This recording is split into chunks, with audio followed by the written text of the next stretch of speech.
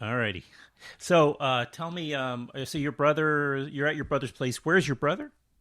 Well, my brother lives out in Or Oklahoma. maybe you can't say. No, not at all. It's not a witness Okay. protection thing at all. He Yeah. lives in Oklahoma, and he's a horse guy. But anyway, I came out here to Okay. visit, and ended up staying because of obvious reasons. And so, but Right. it ended up being like a vacation. I'll be here through the next couple months, recording and just hanging out. I'm kind of a vagabond anyway, but that ended up happening. I was living in California, so the difference is I just I'm in Oklahoma, so my brother doesn't live here, so I mean he's on vacation basically all whatever. He went to Florida to his other place, and so I haven't seen anybody. I don't want to. I didn't want to criticize Oklahoma. I don't have anything to say about Oklahoma. No, I know you probably have fans there. Sure, and it's fine. It's just very rural. I don't know anybody, so that's my problem with it. The circumstances are the problem, not where you are. Yeah. Sure, and also I'm from Kansas, which is a part of Kansas is not that far from here, really. And I know this world out here, but it's fine. Hey man, it's a beautiful little town. It's a little American town with the high school baseball team has their. Right. Are there a lot of American flags on houses and? Sure, it's great. It's Yeah. I just keep my politics to myself and just don't worry about it. There you I go. try to. I mean, my politics are real. Anymore. I'm afraid they just can't be denied now. And so here, let me move this. I'm not going to get political on the air here, but like my neighbor out here, my one friend, basically, the guy. Now he's clearly, or not clearly, but he's a Trump guy full on. And I couldn't be more opposite. And yet, Well, he's my neighbor, he's my buddy. It's like that's just what you learn, I guess. So in a way that's helpful. Out in California, out in Joshua Tree, I didn't know anybody who was a Trump supporter. It's easier to yeah. Is that where you are in Joshua Tree? Yucca. Yeah, I was living in Yucca Valley. Like I said, I'm a vagabond, so I just kind of after I got divorced, I don't know. I didn't live anywhere really in the last 10 years, but I love it there, and that's where I'm planning to when I can put down roots. That's where it's going to be. Yeah. Well, I found myself in an not planned location when all this hit. I was actually at my father's apartment in New York, and he ended up passing away. I just mentioning it because I ended up I'm thought I sorry. was. Thank you. I thought I was going to be there to help transition him out of that apartment and into the next place because he clearly wasn't coming home one way or another. And but we were hoping for either a really good nursing home or even better, like an assisted living option. So I was there trying to begin to figure out how to clear everything up and pack stuff up. And then obviously things got worse for him and also for the country. But fortunately, my son was with me, my teenage son. So with the two of us, essentially were quarantining at that apartment for a few months, and then my son went to Los Angeles actually to be with his mom. And then when my dad died, I just made plans to get out of there because I just moved to the Hudson Valley, and it's so beautiful here. It's just like a dream. Sure. It's really so pretty. I'm sorry to hear that. Sorry to hear that, man. Yeah, it's how long ago was that? It was April. Wow. So it's really Yeah, it's recent. recent thing, man. I'm sorry. And there's so much loss going on. Everybody's suffering loss. It's an incredible time, Yeah, and then you're in a car, and I'm in, my little office that I've made up, which is a bedroom, but I sleep on my couch. You just moved up to the Hudson Valley? Yeah, like in like 2 months ago. I love it up there. I'm sure you performed up here myriad times. I'm right by Bard, where, and so I'm on the by Rhinebeck and Oh, Hudson, New sure. York. Yeah, I used to live in Saugerties. Oh, okay.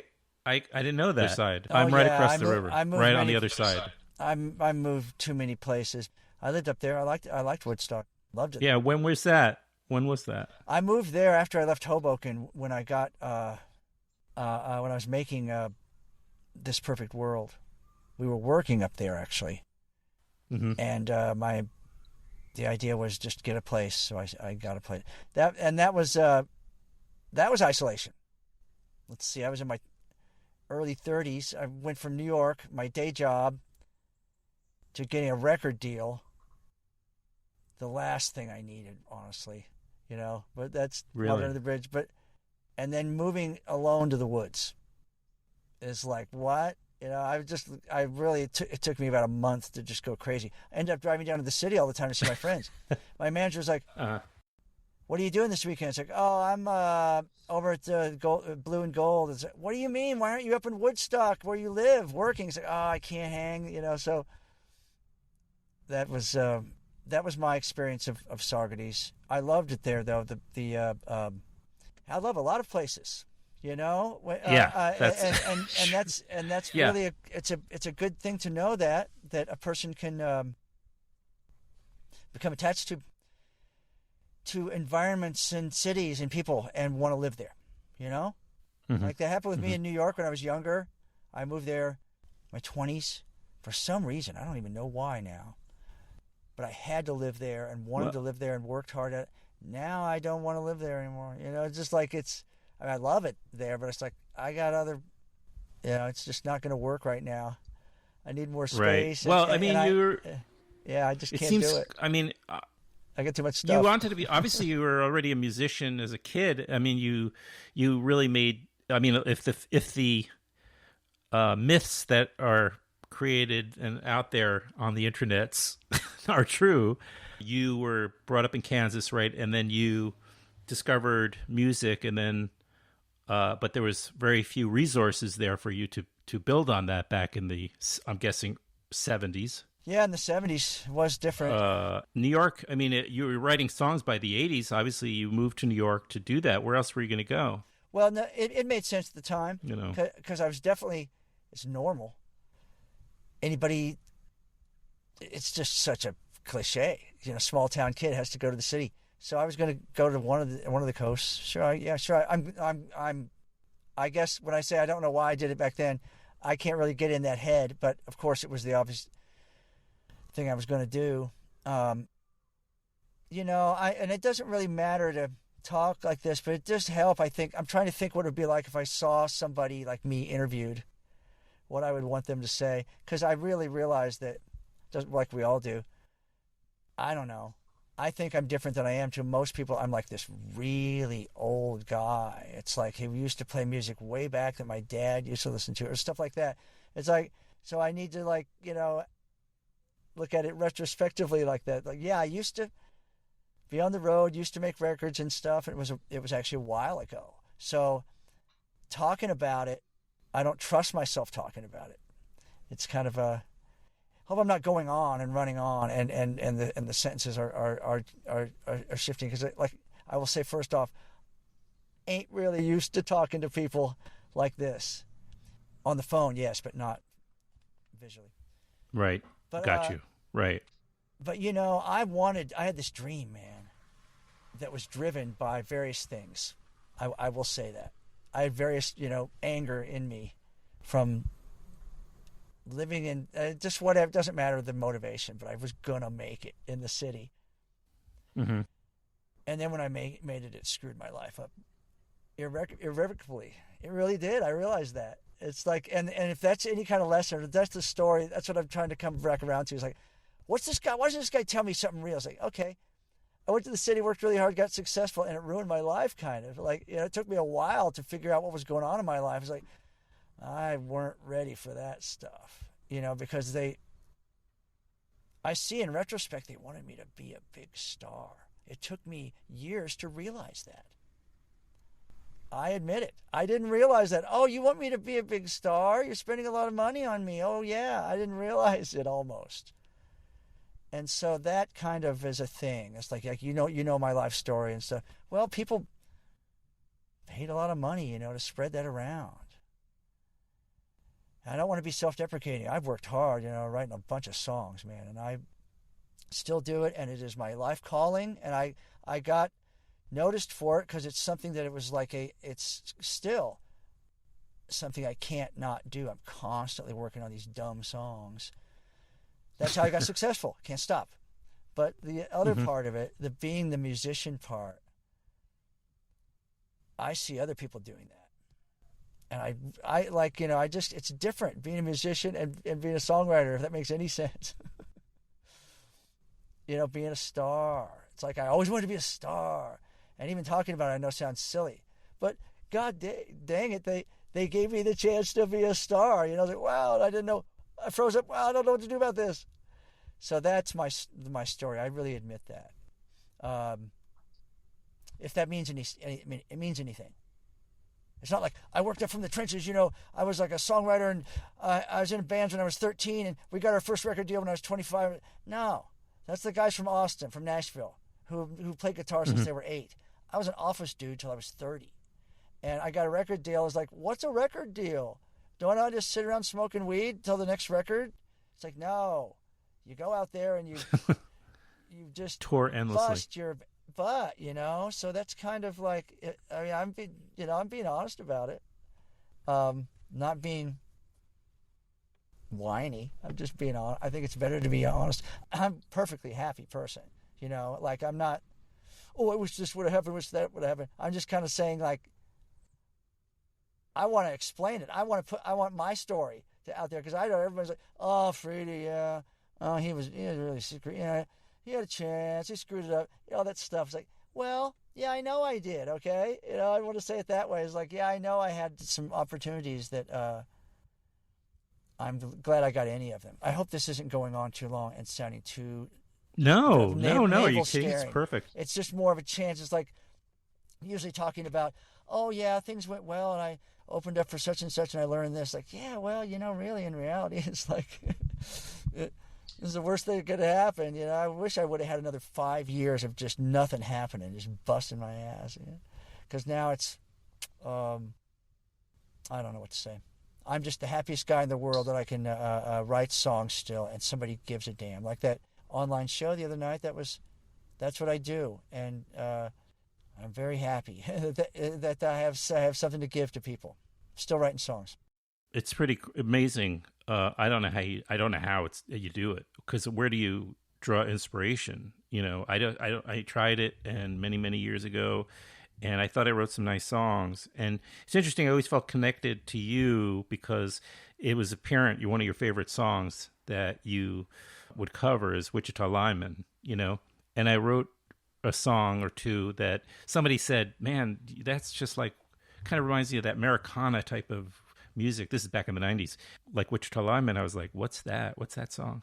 so stupid. I knew a lot about music, but took me a long time to discover Glenn Campbell and that song, but when I saw how that Freedy's covering this, then I'm like, it just sort of made me think more about you, and I don't remember who handed me those tapes, but I was living in Brooklyn, and I had a car for a while that a cousin sold me for $1 or something. And I remember having somebody handed me 2 cassettes of yours, like probably your 2 first albums.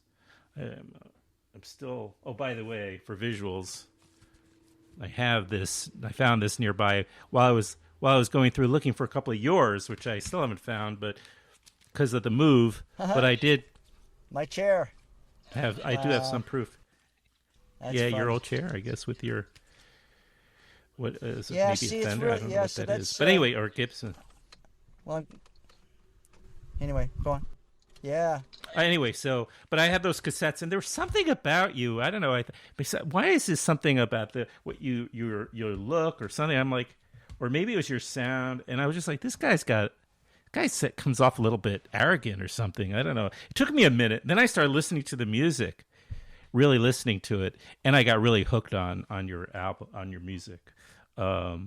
Sorry for the noise And I'm here. like, oh well, I gotta put my own jealousy out of the.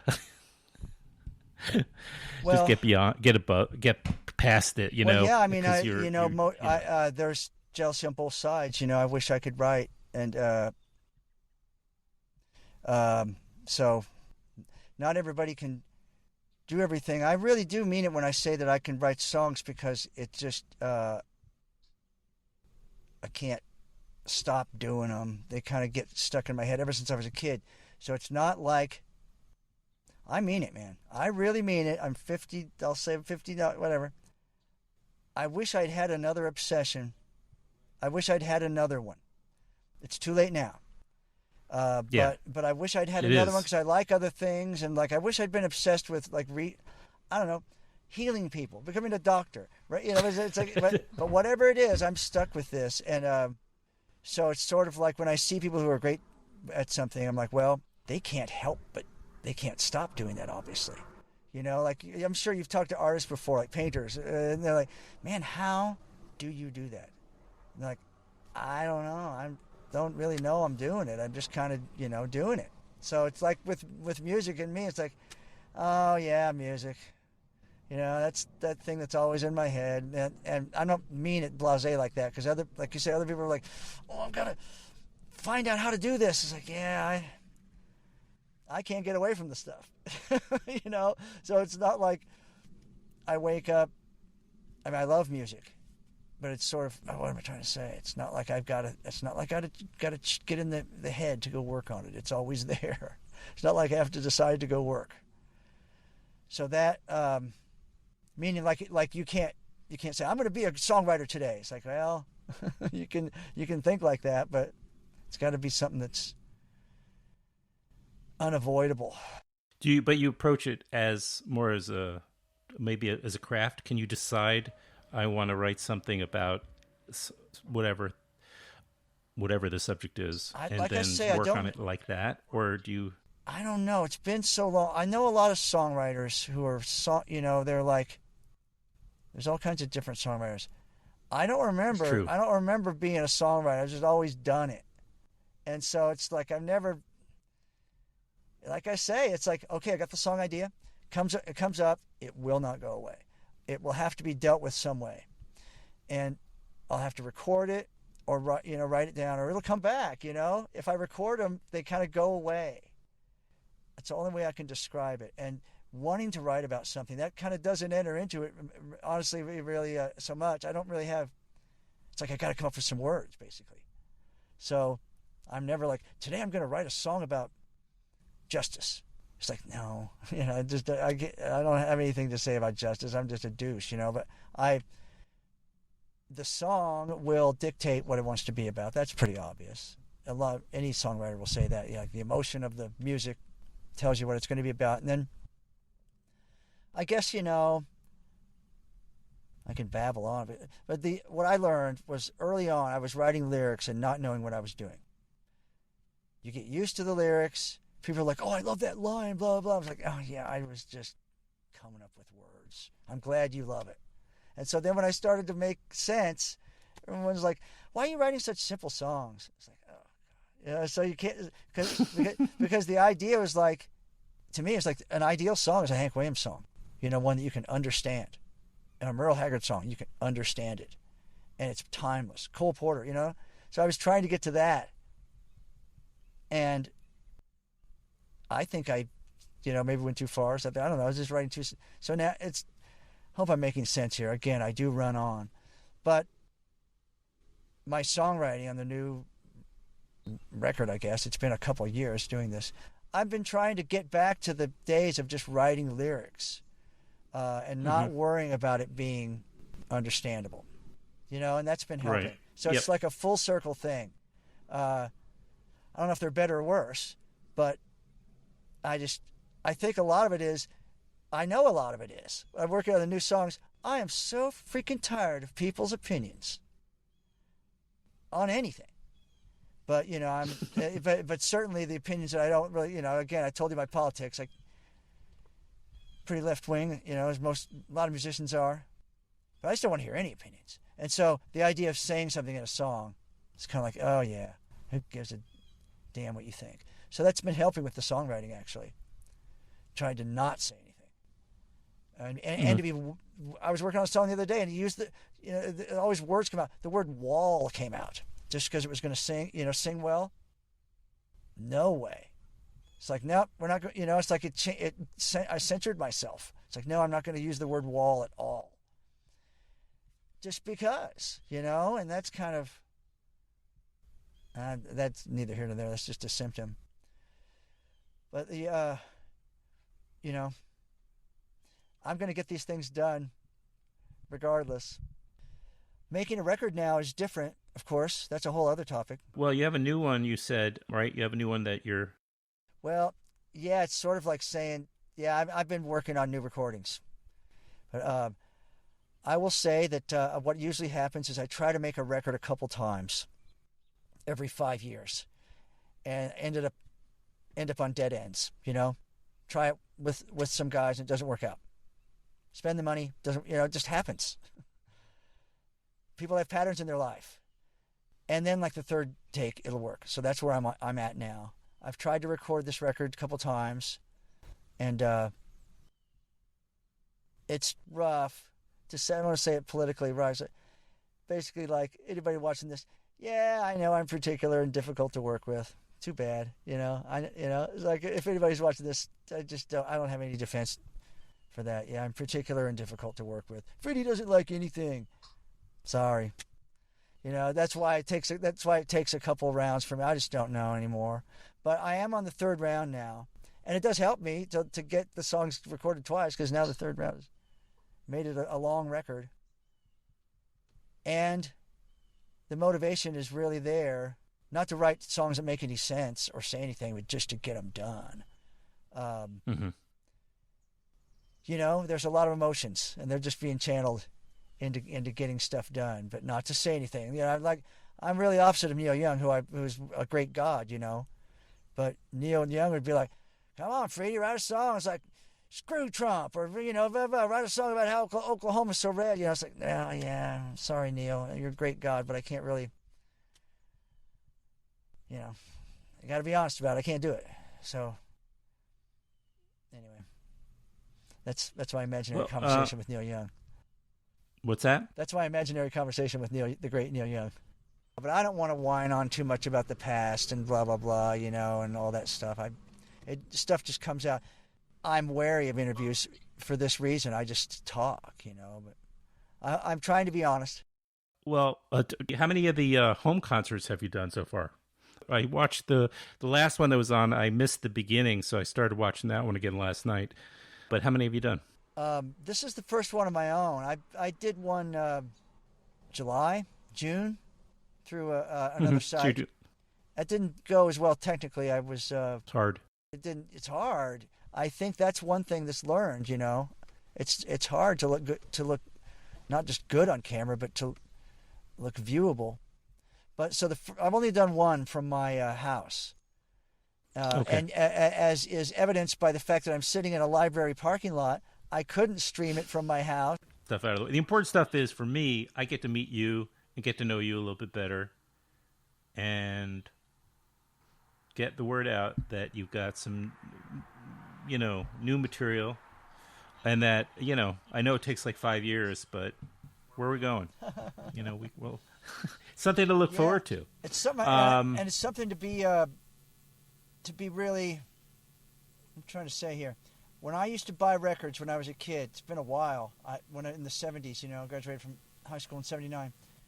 Just like everybody else from that era, I read every single word of the cover. And I took every word totally seriously. It was like mastered by such and such. Like, what does mastering mean? And who is this master who does it? Or just all this stuff. It seemed magical to me. So now when I make records, I'm trying to... I don't know what I'm trying to say. I kind of lost track of that when I was making records, You mean like when you were in the momentum part, just actually when you're a musician in the studio making a record, it's like, let's just get it done. It's like, I don't care what we put, and it's like, well, wait a minute. People really, really... I mean, I'm not trying to say that I take it lightly, but it was more important to get it done than get it perfect. A lot of the times seemed like it, you know.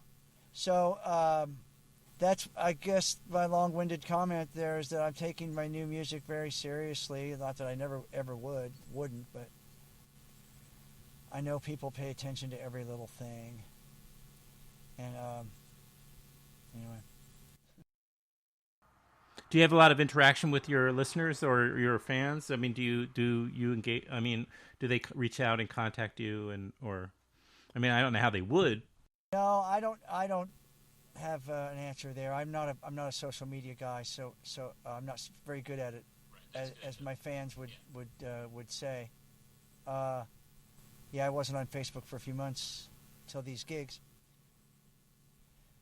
But I do take it, I do take I take music seriously. I guess I'm trying to say things that sound truthful. I know I'm in this long line of people who do this job and have done it really well, amazingly well over the years. And I'm just another guy. I'm very lucky that I got noticed. But there are just, really great musicians out there. Super good people, giving people, plus being really honest and just, all this stuff. So I know the landscape is what I'm saying. I'm a songwriter guy I can write hooks, and I like writing songs. Not like writing songs. It's what my brain got used to doing, but I know that there are great artists out there that I really I'm glad to be part of the biz, is what I mean. I wouldn't have said that in the past. Did we lose each other? So I wondered, you mentioned there are these other guys. Who is there? I mean, I hate putting people on the spot, but I'm just wondering who's one, an example of somebody who. I mean, just thinking about the guys, they're in my biz, like Tom Petty. Okay. Neil Young. Well, he's dead. No, but I mean, right. No, what I mean, not in the bit. I mean, but did 50 years. Yeah, I'm talking about the history of it, being part yeah. of it. That's what I meant. That I'm very I see what you mean. The lineage, very appreciative of being involved, of being in the business, doing this, and. Everybody wants to do their job better. I at least wrote the songs. Making the records is different. Mm-hmm. It's harder. Yeah. But when it's done and people start to listen to your new music, that's very exciting. It's got to still be as exciting as it ever was. I'm guessing when you start to put the new songs out there and people are hearing them. And yeah, it is. It's a good feeling. I agree. It's a good feeling to get something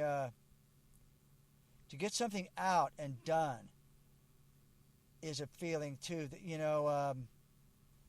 There's a difference between being done and it being out. Kind of sometimes it's just gotta be taken, or it's time now. You can mess with it forever. So I'm missing a little bit the idea that I've got somebody, I've got a label saying, hey, we need this right now. Because I don't have a deadline. But I am getting stuff done. But that's a good thing too, right? Having somebody standing over you? No, that's what I mean. I missed that. Or at least whispering into your... No, I'm agreeing with you. I missed that. Yeah. But okay, right. But it's just not there now. So I'm having to. You have to be that guy. That's not. You got to dig deep. You learn. You learn in life, man. That's anybody knows that. You're in the same generation. You just learn in life, and you just figure out. You realize how little you knew when you were in your 20s, and it's lucky you get through it being so full of yourself. It's wow, I knew zero, and yet you still are around. So I'm kind of imagining, well, what do I think I know at 59 that if I make it to 79, I'm going to look back and say, oh, kid, you didn't know. It's just it seems like it happens every decade. It's you discover just how little you knew. Yes. And yet the thing that's still with me, I guess I'm pretty lucky. I'm glad to be able to talk about it with you, Adam. I still do the very same thing, very simple-minded, writing these little songs. I haven't changed the way I do it at all. I'll go work on one today, and it's great to have that consistency. You know, everything else has changed, but I still do it the same way, and then I know that they're done in the same, way. It's like, wow, I actually wrote that song. I was like my neighbor Rick. He's a really great guy, and he's like, yeah, I'm working on a new song. He's like, wow, you're writing a song, huh? It's like, it's like, what's that like? So it's, it's because, you realize it's just, for me, it's just like another day. It's like, wow, you just thought up some words and a melody and you just did that, huh? So that, I get it. Like when someone I love watching, there isn't enough of it out there. There's a guy named Eric Min Swenson who does videos of painters in L.A., a lot of them in L.A., working in their studio, just talking. It's just fascinating, man. It's just, to me, because I love that world. I wish I was a painter. Just like they wish they were musicians, but just seeing them in their world doing their thing, you realize, well, this is what this guy does every day. So I guess it would be maybe somewhat fascinating. I'm rolling my eyes when I say fascinating. To see me, get up in the morning, make coffee, get out my guitar, tune it up, turn the mics on, and start recording. To me, it's just like, oh, all right, time to make the donuts. But to someone else, it might be like, wow, cool, look at that. So I constantly try to keep that in mind. It helps with the perspective. Helps with the perspective that it's a lot. It's a lot. It's special, if nothing else. It's special. It's somewhere. It's special. And so to not lose sight of that. But also, like, again, since obviously I live a limited life right now, my neighbor Rick again, good buddy, he's a farmer. He's a cow rancher guy. When he's talking to me about, I fixed my swather, got the hay swathed and baled before the rain came in, had to go do this with the cow, or I changed the such and such on my engine, I'm amazed. It's the same way. It's just like, wow, how the hell do you know how to do that? What, you changed your own alternator? What, you like... Well, I have a question about that, actually. But I have a question about that. Couldn't you learn what Rick does? At least, I'm not saying... I don't know. In this case, let's take the fixing a tractor or the carbine. Whatever it is. I mean, you could, even learn surgery, right? Because it's a series of steps. In some cases, micro steps, but it's an order of things. Everything you do, it's a machine. The body is a machine too, but the mind is different. Or whatever it is, maybe it's not even just the mind. It's something. What is that part of the bottom of the brain, or the top of where inspiration comes supposedly. And I anyway, I don't know if that can be learned, but maybe it can. Maybe it's Rick needs to sit with the paper and pen and I think that write. You're right about, and then one day it'll become you know what I'm saying, though. It's like you can fix an engine. All you have to do is learn. You just have to follow a series of steps. Anybody can do it. Yeah, but hands and it still can feels see. Magic to me. But I know what you're saying. Yeah. No, and I'm not. And also, some people have just an intuition also about what's wrong and what's. I mean, but that could also be learned over a course of many, many hours. I don't know. I'm just putting these thoughts out there because I think about them. I think, well, everybody goes to medical school, and all they're doing is teaching these people a series of steps so they can do heart surgery. It's just, it's just a order of things you have to do when you go into that body. Well, you have to have a certain drive. I'm reducing it. I guess a part of your a person having a talent for something is that they want to do it all the time. So If Yeah. you're a talented Right. scientist, you're a talented doctor, Right. it's like that's all you do. And it's a Yeah. talent to learn how And to, you're always thinking about it. Yeah. And you're and you're excited really about good it. So at. you're thinking about it. Yeah. So that And you that think about really, it on a kind of on a meta level, or not a meta level, but you're thinking about it on all these kind of levels that are motive. Yeah. Very inspiring. so I agree that there is a thing that the difference is that I have this thing in me, and I admit it, man. You know, I had an ear for music, let's say, but I didn't have any talent to sing it. And so, I want to get to your voice. well, no, but I mean, Okay. you're talking about how he had, like, my buddy had to learn how to work on engines.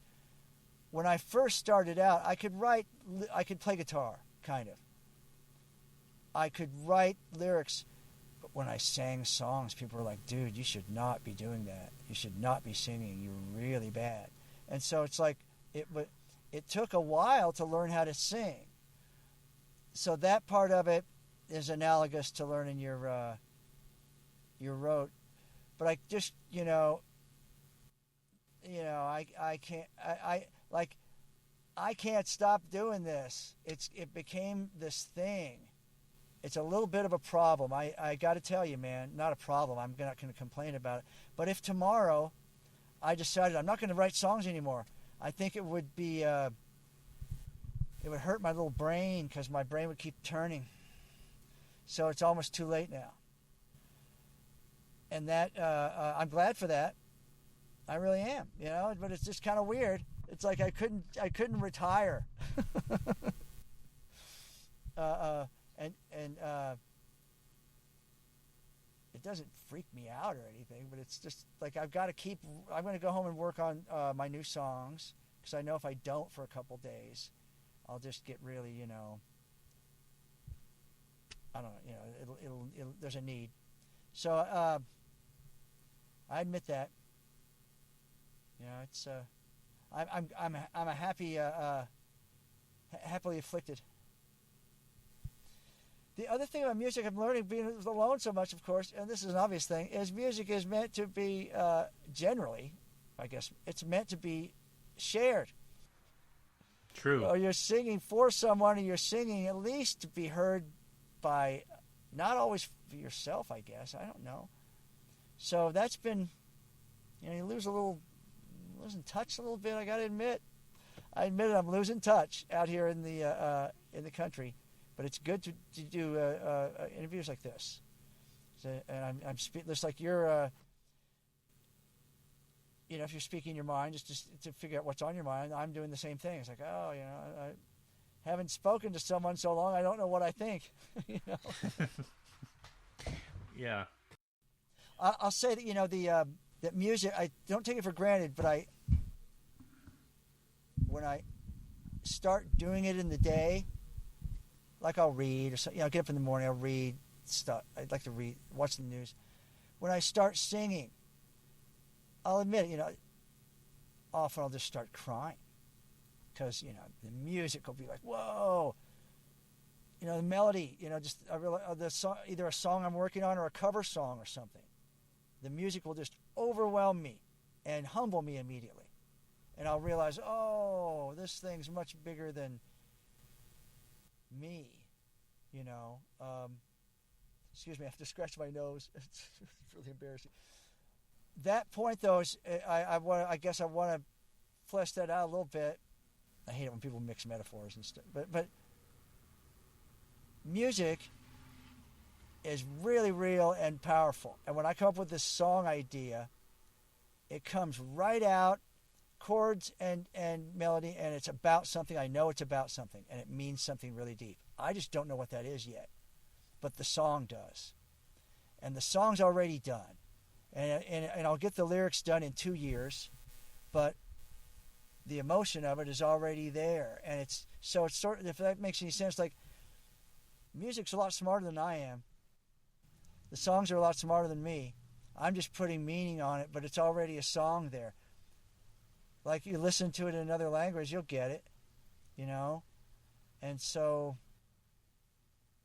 I'm daily reminded by music, which I'm personifying here, I know, just what a little simple little monkey I am. We're talking about back brain and stuff. It's like, yeah, 80% of what goes on in your brain is you're not really aware of.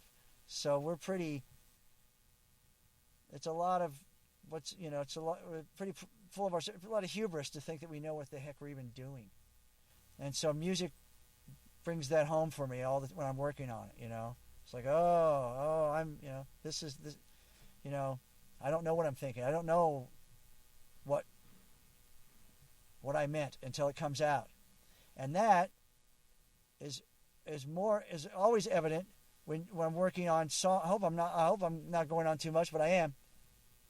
It's more, it's just the free associative stuff that happens. But I'm sure your songwriter viewers and yourself, your songwriter, realize that when you just get in front of the mic and just start letting it out, it'll come out.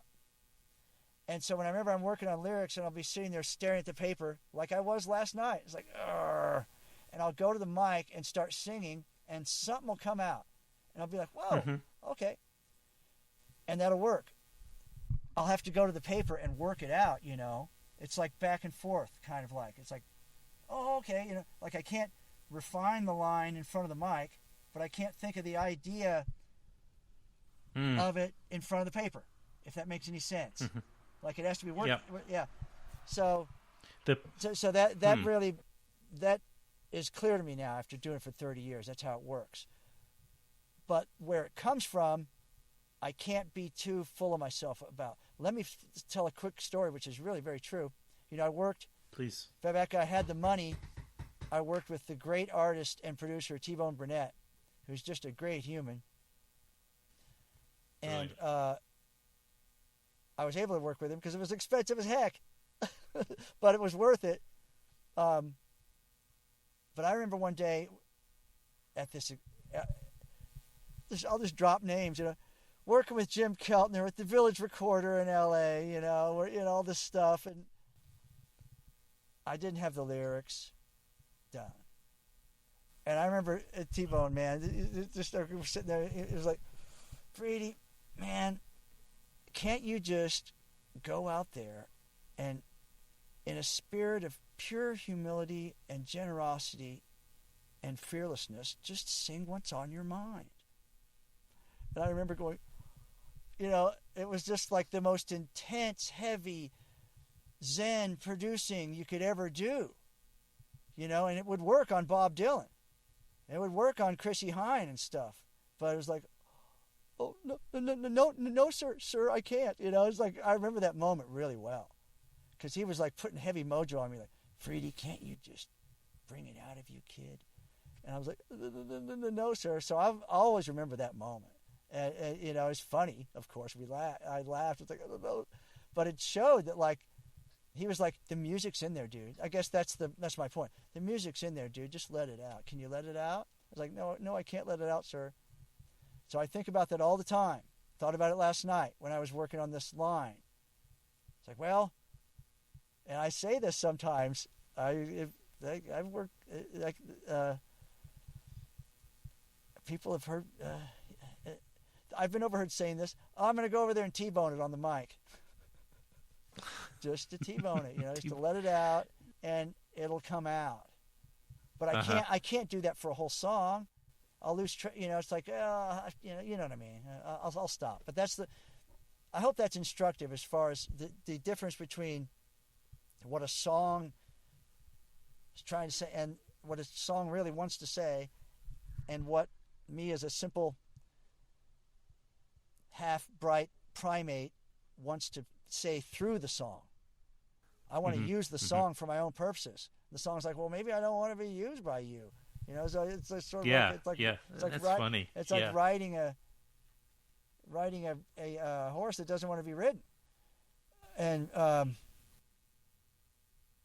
I've taken it more seriously. I'm not spiritual at all, man.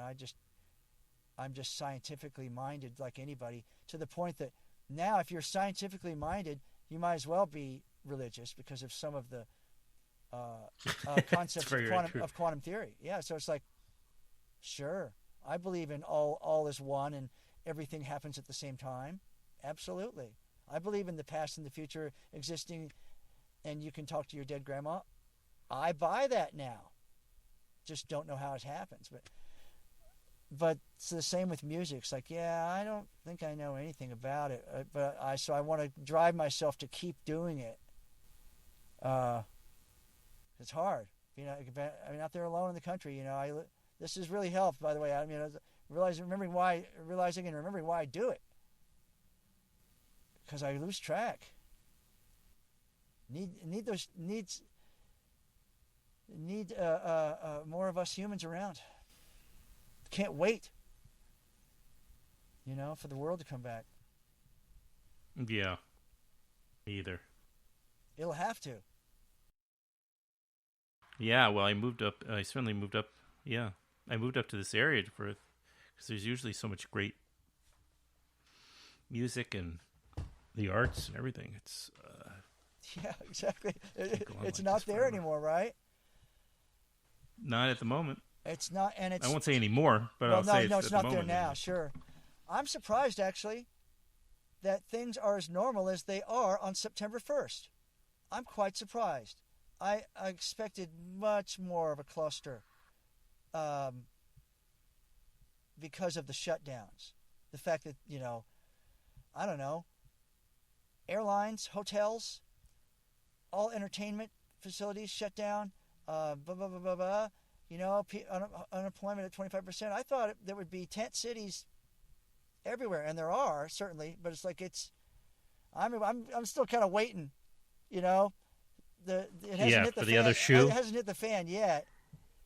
Yeah, I'm sure that And then also it depends on how this fall goes with the flu, and it could just. I don't want to get onto. No, I totally agree. To that. And that does circle back to the not thinking about it. Yeah, that's what. Making music, I'm trying to not think. And try not to let these times come out through the music. Like I said, when I sang the word wall the other day, and I was like, no, that word can't be used, and that's like a... Nope. Or like, if I use the word breathe, I'd be like, oh, axe that. Don't want to be, and accidentally saying something, You can't write another Perfect World because you'll be canceled in a heartbeat. I don't know. There'd be a lot of things you couldn't. You couldn't do write that song today. With that song, No, I don't think. Yeah. I don't think maybe I've ever music, written anything controversial that would be canceled. I don't think so, that I know of. I've written a lot of dumb stuff, but I haven't ever. I've written a lot of really, really dumb stuff, but dumb is okay. Dumb is fine. There are lots of Twist and Shout. You could call dumb. Well, yeah, absolutely, and just lots of lyrics that are not so much dumb, but aren't meant to really enlighten you. One of my favorite artists are the universe's favorite artists, confounding to the end, was David Bowie, who I loved him so much. He changed. He was like 5 or 6 different artists. He had influence over for sure 4 different decades, real influence to the end. But when he wrote his lyrics, I remember saying he just get really coked up. This is the 70s. Just be really coked up and just writing words on a piece of paper while he was in front of a piano until he got enough words. And yeah, a lot of the songs sound like that. They don't make any sense at all, and yet they make perfect sense. I used to sing them, in put the 8-track of Diamond Dogs in and just sing along to it, and it would make perfect sense. So that's when I got into music. I couldn't be that guy. I remember that. I remember being the dude who would always be listening to songs and trying to get the meaning, what they're really on about. Always wondering, well, why would they throw that word in there? That screws up the whole meaning of the line, maybe it's because my personality. I always wanted to make sense in my head. And then when I write songs, when I started writing songs, I realized how hard it was to make sense in a song. I admit it. I admit this. And actually. rhyme. My early songs, the ones that don't make any sense, because I couldn't. I swear. Well, yeah, but then I swear to gosh, I didn't know how to make any sense, and I just did my best to make, punk rock 70s sense, and they kind of made, and finally I felt like a song to me. Like I wrote a song. Can't assume you know my music, but I guess you do. And when I wrote The Mortician's Daughter, there's a song on Can You Fly. I felt like I finally wrote a song that made sense, that I could point out to someone and say, I know what that means. Not just like some feelings, And that's what I mean. It really was, I could hand it to somebody and say, here, you sing this song, It doesn't have anything to do with me. And that was kind of my goal, like I said. I wanted to write a song like that had meaning but had poetry, universality and to it. That's why I still do that. Like That's Life, or I have a new song called Still Be Going On, or Brooklyn Girl. To me, they really make sense, I don't know. I'm just trying to explain it. Yeah, but doesn't the meaning emerge sometimes? Didn't the meaning emerge later on? In a lot of cases, like you figure it out what the song's about years later. You're totally right there. That's the whole T-Bone Burnett part of it. You don't ever sing something by accident. If I'm thinking that I just made up some dumb words just because they were dumb.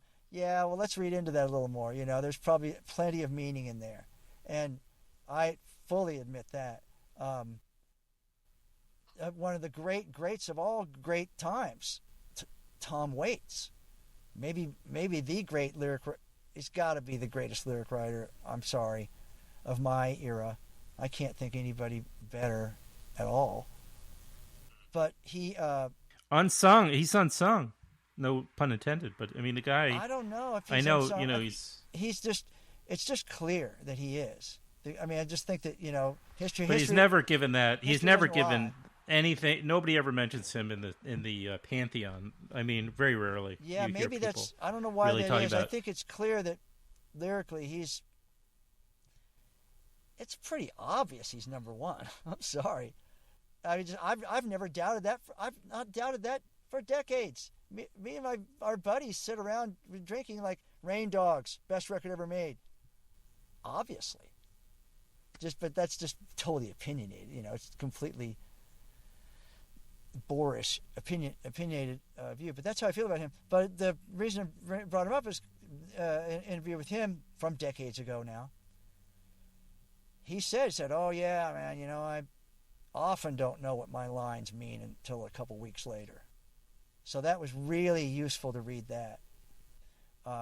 It didn't help me, didn't make it any easier to write, but I realized that sometimes when I write a line, I just like the sound of it. That happens in every song. There'll be a line that sticks from the early draft, and I'm like, well, I don't want to sing that line, or like whatever the line would be, but it's stuck. And later on, there's a reason why. You know what I mean? That's what I mean. Again, the music knows more than I do. I heard some kind of Turkish song. I know it was Turkish because it was.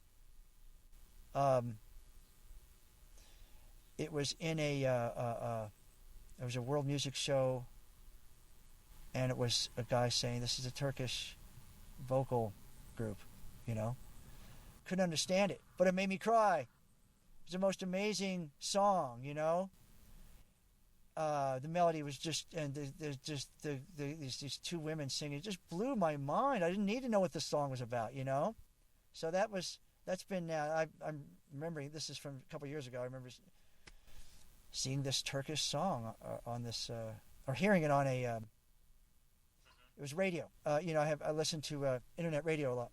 I forget where the station was from, but I think back to that. Like, remember that time you heard that song? You didn't even know what the words were, but you just could feel the pain and what it was about.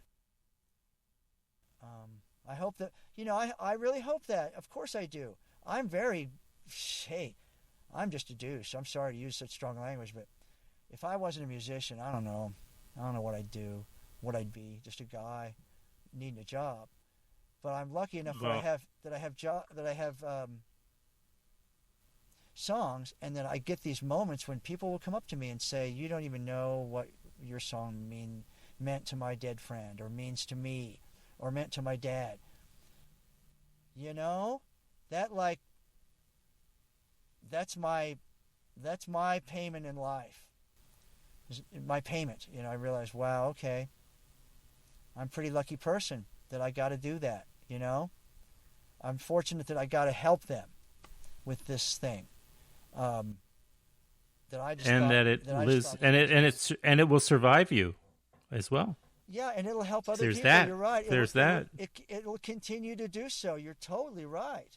I am I very mean, appreciative of that. I'm so appreciative of it. In my dark moments, which there are many, like anybody, it really helps to think that. Like, well, hey, man, somebody right now listening to one of your songs and is feeling a little better, or when you're dead, the songs will still be helping, you know. That's all we got. yeah, these go to my. I don't know if they'll appreciate it, but these will go to my kid. You know, well, these are World Party, but I thought I had your CDs, but I love World Party. you know, they'll go to that my guy's son. amazing. Yeah, me too. I love always, World yeah, Party. when I was, there's another. I was really, I wanted to work with him as a producer. He was awesome. But anyway, I'm kind of past that now. I'm working. Maybe not. Working on my own now. Although I'm working with Butch, I've been working with Butch Vig. I should be really proud of that. Sending tracks to Butch Vig and having him mix them.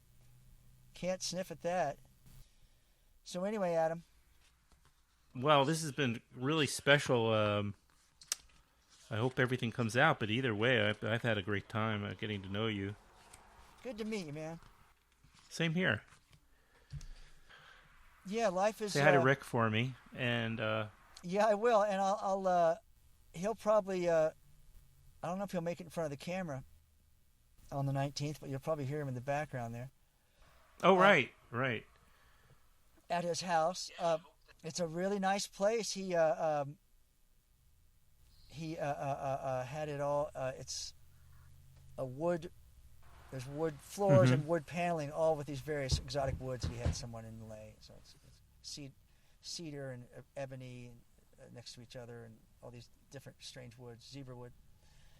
Anyway, so that's the story.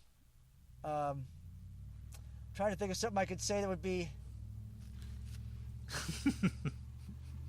That's all right. kind and profound and helpful, but I can't. I'm just, you know. I appreciate it. Thanks, Sim. This has been really great. You're terrific, and you're so open, and it's great. Well, thanks, Adam. I appreciate you. I am really glad that I can, you know, talk about this a little bit at least, because musicians shouldn't talk that much anyway. But I'm glad I can talk about it a little bit and explain myself, because I'm just truly, as grouchy as I seem, I'm very thankful that I get to do this, and that people pay attention at all, and that they like it. I just cannot express that strongly enough.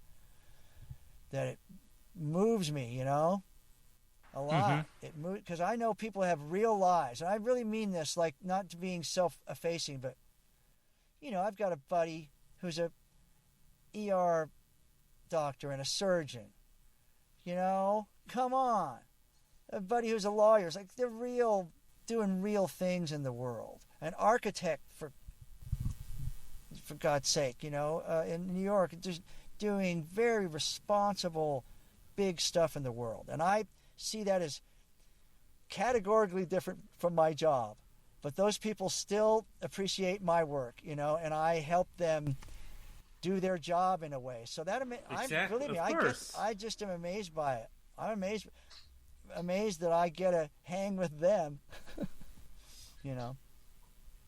So there you go. Thank you. Okay, Adam. Well, I'll. So, do you speak to a lot of directors? Yeah, yeah. Is that your main thing? Forgive me for not knowing. No, no, it's okay. It's all right. I mean, it turns out to be because I can generally get, excuse me, I can generally get directors on more than just about anybody because it's like, they're the face of the film. I just had on Werner Herzog. I mean, that was just incredible. Get out of here. You talked to Werner Herzog. Yeah. That's awesome. Yeah, I know. A living legend. It's a little intimidating. I bet it's a little intimidating. See, so yeah. There's an example of a job description that's like, film directors. Come on. I'm just a little songwriter. Those, so that's, there are great people in the world. Werner Herzog, yeah, that's fantastic, man. Well, yeah, that was a big one. That's like one of those that, I said if I can get him on, then I can kind of stop because I've kind of reached, the goal. But then you think, okay, well, what about Wim Wenders? I got to talk to Wim Wenders. I got to talk to Jim Jarmusch. I got to talk to. Sure. I don't know. Yeah, there's so many people that I'm curious to talk to. Directors, there's a lot of, because they have a lot to say. They're always they're like totally. record producers. They've got yes. ambition. Yeah, they've got big business. I would love it. Again, there's another category of people that are. Yeah, I would love to. Kidding me? Talk to photographers. I mean, my only regret is that I called it. I kind of gave it a film name, the podcast, because it kind of, it's not that I can't talk to whomever I want. Clearly, I mean, you've had songs in films, some pretty well known films as it turns out, but I should have just called it like story something, or like, because really it's about storytelling, about creating, the process of creating. But my podcast was very centered on film for the majority of time. I just got bored just talking about it. But you talk about distributors and exhibitors and producers and all sorts of people. So there's just so many people with. And all of them needed. It's been a gift. All of them needed, and all of them really, really. Everybody, right? Exactly. The surgeon and the songwriter. But there's a title for your next album in 5 years. In 5 years, the surgeon and the songwriter. I'm giving you that. That could be the title of your next. Thank you. Expect that in 2025, ladies and gentlemen. Yeah, there's just. We'll get Social Security by then. Sure. I'm really hoping. I think, probably when we're safe to start performing again, whether it's next summer or the summer after, but let's be as optimistic as possible. Obviously, things were sabotaged by the complete, utter lack of leadership. But let's say, as soon as you can get back on the road, I think you're going to be, hungry for that. And a lot of musicians are.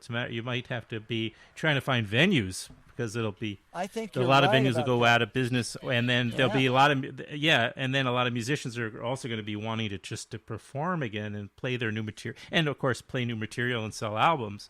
But we'll figure it out. Whether we construct new ways of performing and being an audience. Well, they've been saying that put a fucking tent up, put a tent up, and put heaters out. I don't care what you got to do. Well, I miss it like mad, man. I just we don't know what it's going to be like.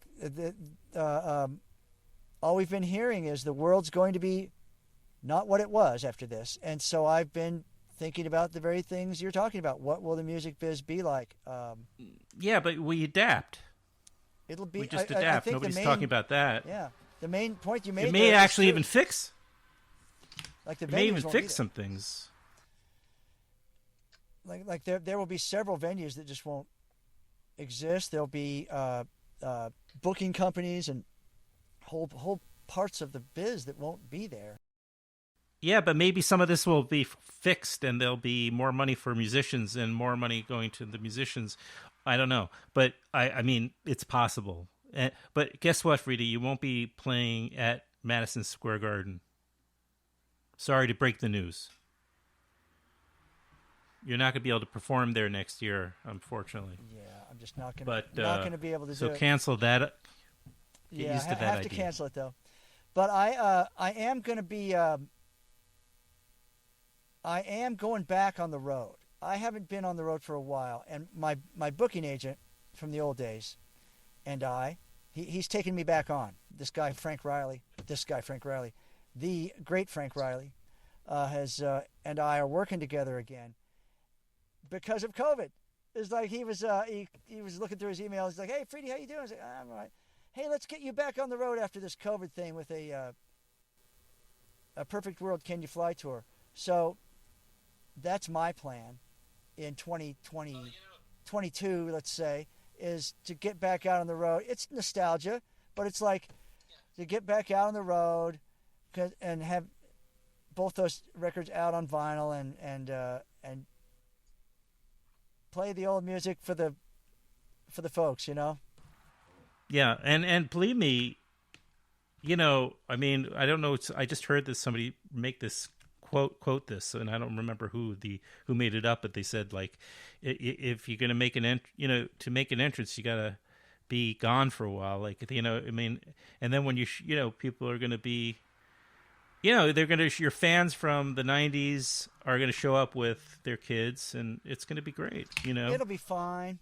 It'll all be fine. I think that, yeah, you're right. That you got to have a good attitude about it. You know, speaking of kids, just as an aside, if it helps to think about it, I was in a Steely Dan cover band for a while in Madison when I lived there 5 years ago or so. And we would do these gigs, and there'd be a lot of 20-somethings up front dancing, like 21, 20, and we're like asking them, like, "What's up? How'd you hear Steely Dan?" It's like, "Oh man, my dad played Steely Dan all the time when I was a kid.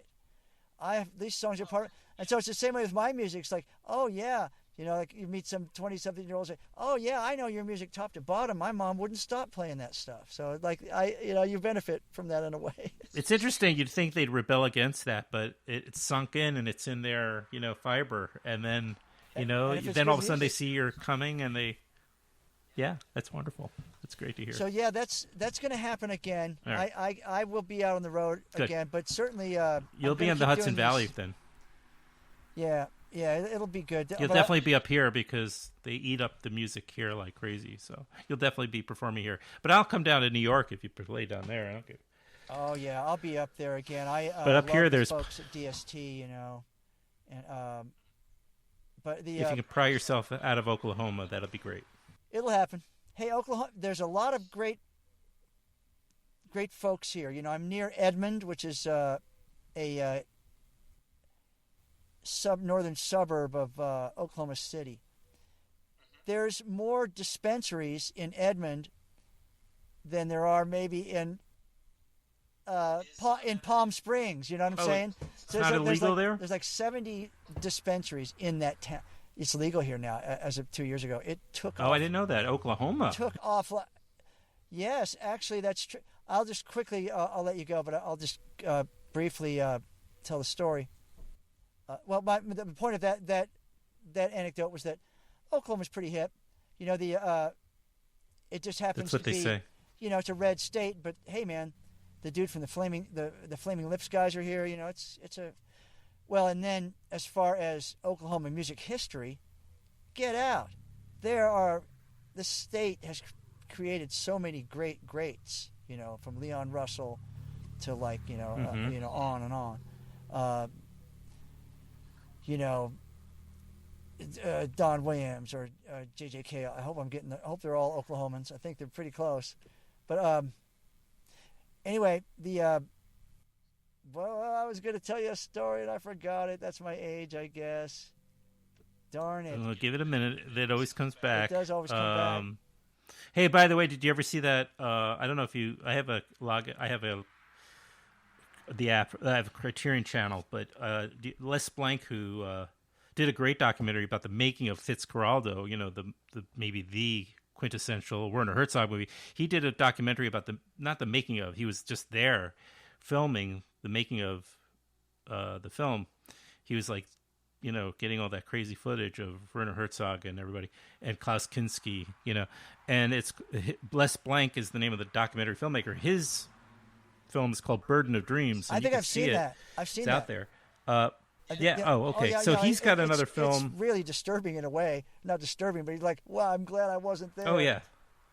When they offer, like the natives offer to kill Klaus Kinski, they approach Werner Herzog and they offer to kill Klaus Kinski because they think he's like the devil, and they're not wrong necessarily. The Burden of Dreams, the same guy that made that film, Les Blank, also made a documentary about Leon Russell. Oh, and really? It's beautiful. Oh, I'll it's really watch that. Great. Oh, thanks for telling me about that. Leon Russell, man. I don't know much about him really, just as much as anybody else, but I just but the documentary, it's beautiful. He it's just seems really like artistic one of these pure souls, man. Pure soul of music, He was so loved. What a cool guy. Yeah. But my point, I just wanted to quickly make the point about Oklahoma being legal. About 5 years ago when I put out Neon Repairman, Oklahoma had the strictest marijuana laws in the country. And I knew that because I've been reading about it as a big pothead. And I'd read this story, which I wrote a song, Angeline, about. It's on Neon Repairman. Oh, sure. The story I read was a girl who was in prison for selling weed. She was in for 12 years. She was in her early 20s. She was just this dumb kid. And they'd arrested her. And since she had her kid in the car, and since she sold over a certain amount, automatically she was put in prison. And the interview was so sad because the woman who was interviewing was saying, I don't even think she realizes what's happened, and just doesn't even realize what 12 years is and that she's not going to see her kid. Of course, heartbreaking. And hopefully she's received amnesty since the legalization. But I wrote that song about Oklahoma being so strict. And here it is, I'm living here, and it's legal. I could go buy any God's amount of weed legally. It just blows my mind how things change. I was watching an interview with Tommy Chong the other day on what podcast? He was like, Joe Rogan? Joe Rogan? Tommy Chong. No, it was the guy. On Joe Rogan? Or not on Joe Rogan. It was the guy, the New York comic, the really big guy. Diaz. I forget his first. Oh, Joey Diaz. Joey Diaz's podcast. I hope it's like a PC to be able to watch those guys. I don't know, but anymore I don't know who it's okay to watch. But Tommy Chong was talking. He said it's just so hilarious that Cheech and I were making fun of legal pot in the 70s, and it was a joke. And now we feel like we had a part in this, and I think they have every right to say that they had a part in it. I remember listening to, those records, Big Bamboo, it's like, yeah, someday there'll be commercials for weed. So anyway, I just think that's quite funny. That's amazing. I did not know that. I'm not really saying, hey kids, you should go smoke weed either, That's I get you. Yeah. You're not promoting it. No, I mean it's you're not going to tell anybody one way or another anyway. Yeah, man, it was good to talk. I hope something came out of it. I don't have a lot to contribute other than my songs. I can blather on, but let me call you on your BS. I feel like I could do that now. So, come on, man. No, but I don't have a lot to contribute. No, totally. I talked to a lot of people, and you're really, you're amazing. Well, I appreciate it. I'm happy to be. It's beautiful to have done something successful, Sure. And hopefully, if not the best, a lot of good is yet to come. I got to think that way about it. Remaining hopeful and positive. You got to think that way about certain artists. You can still do it. I think. I'm not done yet. It's like I said before, certain people, it's okay to stop writing songs because you already wrote all your songs. Like if Tom Waits said, I'm not writing any more songs, I could kind of get it. He already wrote so many genius songs. I get it. I haven't written as many I songs listen. as I was just as put Tom on. Waits. I just put on one of his albums. Like I say, I have all my music back here with me finally. Well, this was supposed to be today, World Party, but also Graham Parsons, Grievous Angel. I don't know. I just randomly choose things that, like certain albums that I don't remember if they're good.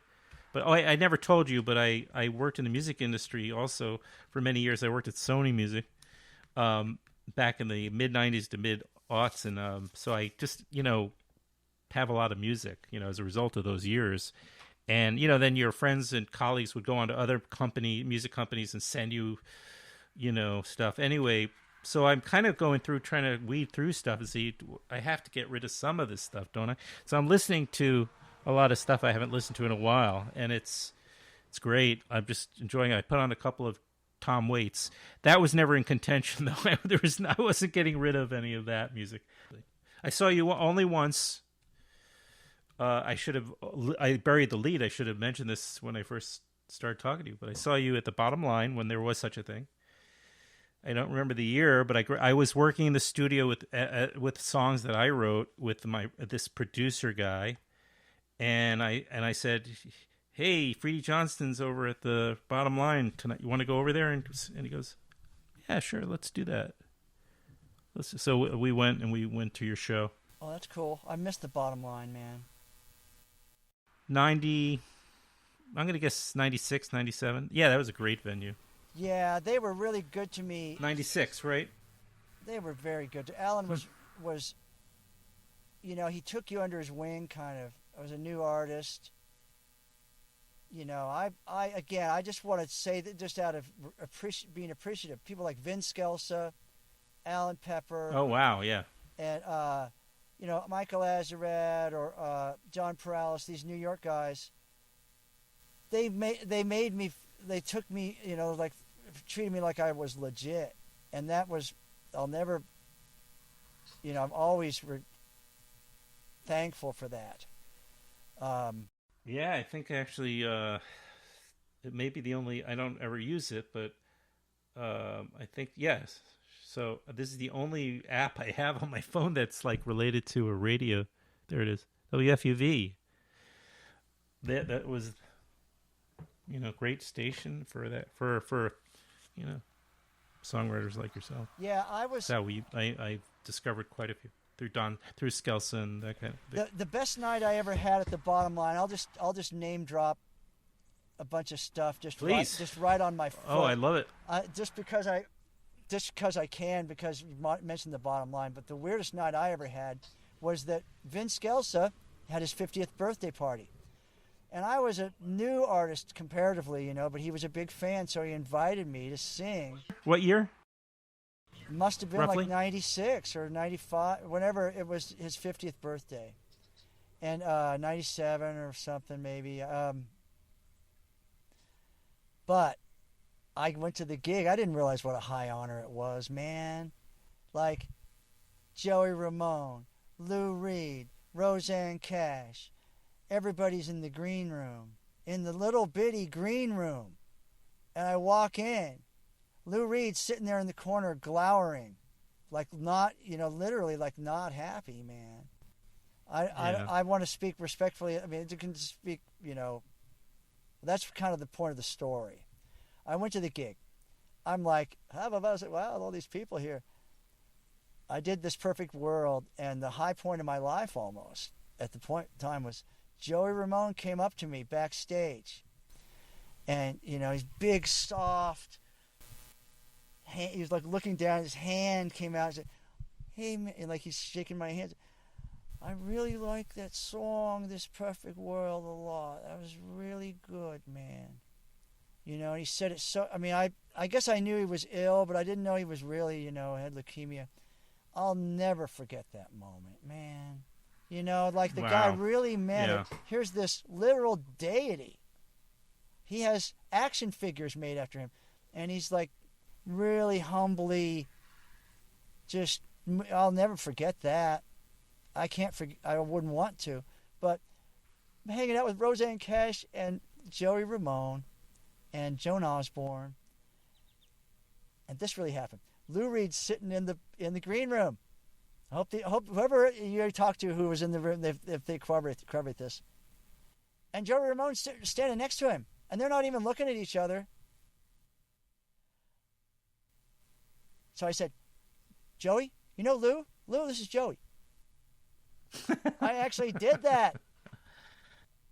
I don't know what the hell got into me, because everybody was looking around bored, looking at the floor. I said, Joey, you know Lou, right? Because I'd just been talking to Joey, is what I mean. I realize now how what's the word, callow I had been. They probably knew each other. I don't think so. But anyway, I remember them looking at each other. It's like, oh, what did I just do? So that's my moment. It was like, I was enough of much better. I was enough of a hayseed, just like introduced Joey Ramone to Lou Reed backstage at the Bottom Line. Even if I don't think I introduced them, but I actually did that. Yeah. So that's my Bottom Line story. That's your Lou Reed story. It still cracks me up that I had the audacity to do it. But I had a great. So that's my Bottom Line story. I love that place. That's a good one. That's a good one. I wondered if when you walked into that green room, if all the oxygen just all of a sudden you just couldn't breathe, like because it was so intense. I've had that experience once or twice where you just like walking in, it's all of a sudden, oh my God, now I understand what I'm doing here. I was starstruck, but I was. Well, you have a good Lou Reed. Luckily, I was enough of. Don't know me, but I'd had a couple beers, I guess, so I was not as intimidated. But I just remember being. I wasn't drunk or anything. I just remember not being intimidated as much. But I remember absolutely walking in and being completely starstruck by Roseanne Cash and Lou Reed and. Joey Ramone, and in Joey's case, realizing he didn't want any part of that, kind of, like you can tell when you look at people sometimes, and they're kind of like, oh, I wish you hadn't looked at me like that, or I don't know. Like when I looked at Joey, I was like, wow, it's you, and he's kind of like, I mean, I don't know, I'm not making any sense, but hey, man, that guy's a god in my book, both he and Lou, so come on, I'm never gonna deny that. I got to meet Tommy Ramone too before he passed when he was doing his bluegrass thing. Uncle Monk. He did a bluegrass thing with his wife before he died. It was just him and his wife. I saw him in Nashville. Tommy Ramone, yeah, the original drummer. Wow.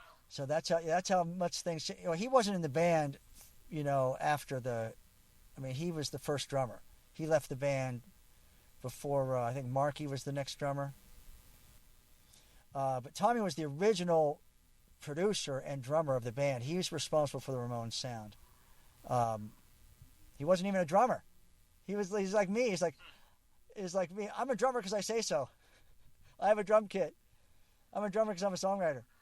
But, and so he had to learn to be a drummer, and then but he left the band. There's a book I recommend to you, a book of interviews by their road manager Monty Melnick, entitled "On the Road with the Ramones," and it's interviews with people.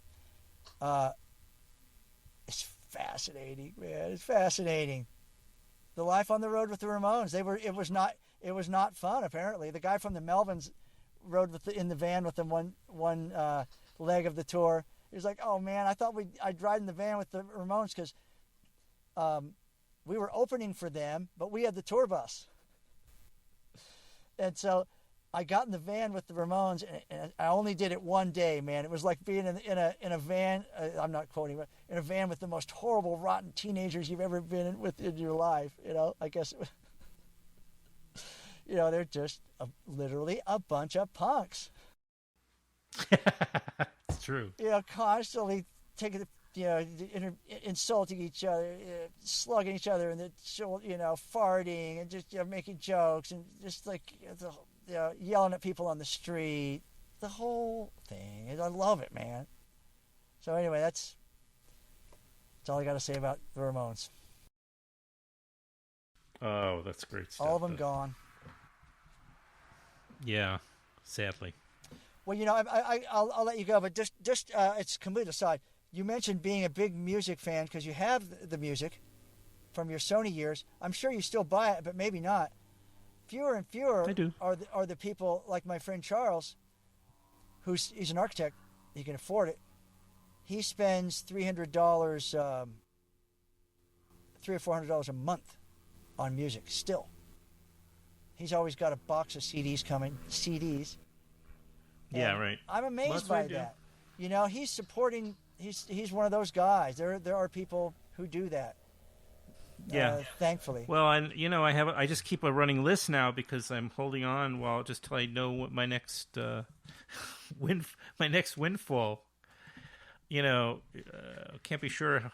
Don't want to be safe. So, but I do. I also I'm not a big fan of downloading music, but I did it a few times because of some of my musicians that I enjoy. They put stuff up on Bandcamp or whatever it is. They're just trying to make some money, and I feel like that's I'm all about supporting, especially ones that I keep coming back to over many years. It's exactly who I need to be spending my money on when I do. That's appreciated. The one thing I could say that's pretty true is we're still musicians. As much as we're put on it's like, wow, rock star life, the rock star life. We still have to come in the service entrance, I mean, like Paul McCartney still had to come in the back door of the White House because he had a gig. It's like, we still, you know what I'm saying? Like we're still up there. We're still busking. It's not like it's not. I mean, I'm not saying, oh, poor me. I'm just saying, like, I get it. I'm the musician. It's sort of like I remember being referred to as the musician before when. Won't even say who, but like somebody I knew that my last girlfriend, we'll just say that, she said, oh, I told my friend who I'm dating, and first thing he said was, a musician, you idiot. So sort of like, I get it. I know, that we are still just musicians. The Woody Allen film Sweet and Low Down, we're just musicians.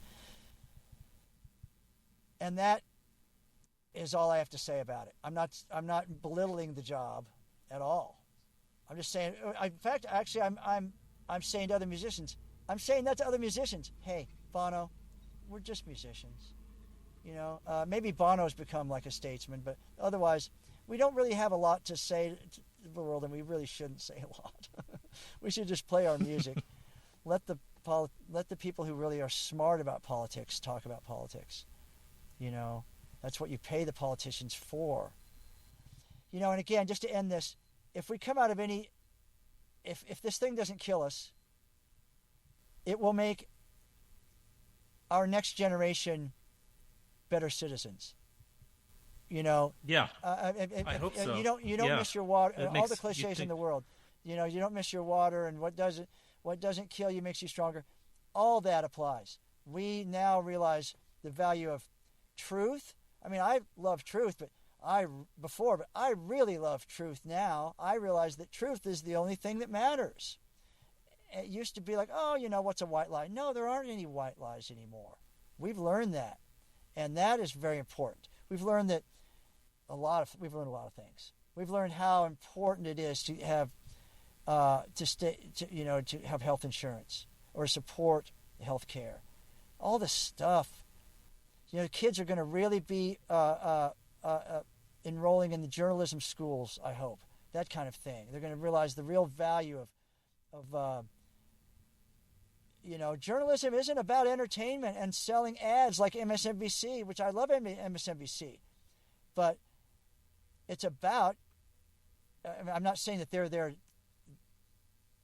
The people on the network are all about it, but they couldn't exist. They couldn't get their big 6-figure paychecks without Cialis and stuff like that, and the ads, and yet they're still needed. Journalists are. Well, anyway. I'll get off my soapbox, but we realize it isn't that long ago since now I'm going to sound like a complete up my own keister musician, but I'll sound like John Meacham on MSNBC. that noble experiment of 260 years ago is still just a noble experiment, and it could be lost. And that is just real. And I think hopefully if we make it through, hopefully the kids will pick up the torch and, carry it on, man, because I don't know. It can't be said strongly enough. Well, hopefully we have the a news fascist people will still have autocrat. people. Hopefully there'll be people who still believe, journalism. I hope so. I hope Anyway, so. But that's a very large topic, which that's It's my a other big podcast. topic. We can move over to that podcast in a few minutes. We can move over to that podcast Talk next about time. Yeah, journalism. my nephew was over, and he's 16. My nephew was over. Like my son. Yeah, he was mowing the big 6-acre lawn. He had a Trump hat on, and I couldn't. I don't know him that well. I don't know him that well at all. I couldn't say anything, but I know that he didn't really believe it. He's too damn. He's 16. He's just a kid. He doesn't know. He doesn't believe any of that stuff. No. His parents do, and they can, they can and lump, it's right. lump it. But he's just. I realize so a lot of these kids, they're just parroting it. Okay, Adam, I'll let you go. All right. Man. And same here. Thank you, man. Thank you very much. Great to talk.